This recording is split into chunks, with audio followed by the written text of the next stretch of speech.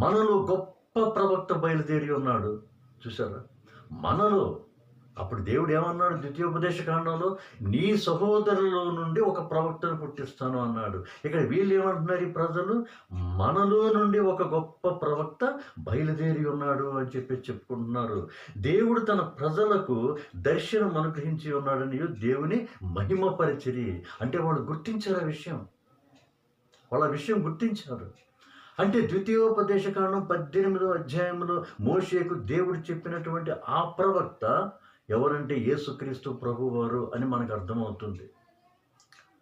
ఆయనే కన్య మరియ గర్భమున జన్మించారు ఈ లోకంలో.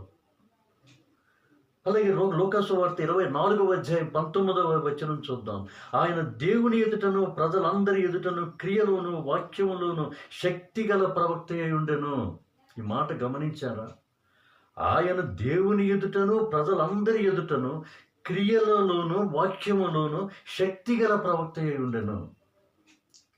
దీని అర్థం ఏంటంటే ఆయన వాక్యం బోధిస్తున్నాడు.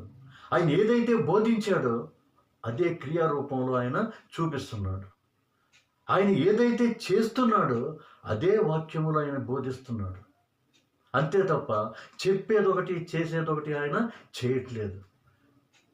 కల్పించిన కథలు ఆయన చెప్పట్లేదు.